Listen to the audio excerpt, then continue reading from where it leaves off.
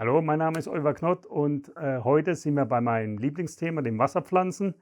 Wir haben hier auch schon mal ein paar vorbereitet. Der Großteil der Wasserpflanzen, die ihr kaufen könnt im Handel, die Topfpflanzen, werden über Wasser gezogen in der Gärtnerei, weil es einfach viel wirtschaftlicher ist für die Gärtnereien, die über Wasser zu ziehen. Aber alle von diesen Wasserpflanzen sind auch in der Lage, unter Wasser zu wachsen und wandeln sich dann entsprechend unter Wasser unter guten Bedingungen auch in ihre Unterwasserform.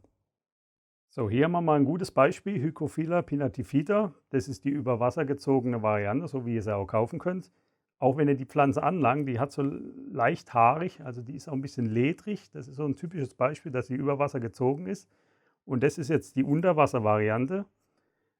Ist erstens von der Blattstruktur ein bisschen anders da, hat auch rote Blätter auf der Unterseite, teilweise dann auch ganz rote Blätter, je nach Beleuchtung und Nährstoffversorgung, und die Blätter unterscheiden sich auch nochmal stark von der Struktur. Das ist jetzt mal ein gutes Beispiel, wie die Pflanze in der Lage ist, sich unter Wasser zu wandeln. Also die haben teilweise wirklich ein komplett anderes Aussehen über Wasser und unter Wasser.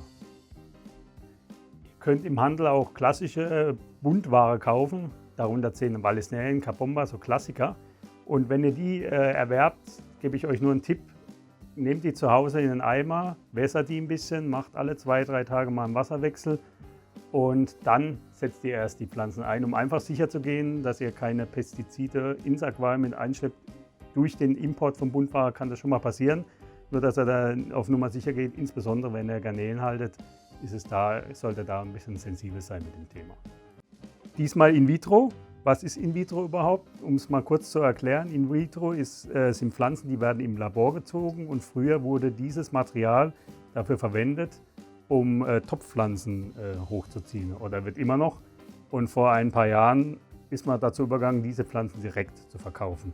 Und wie ihr seht, ist diese Pflanze praktisch identisch vom Überwasserwuchs.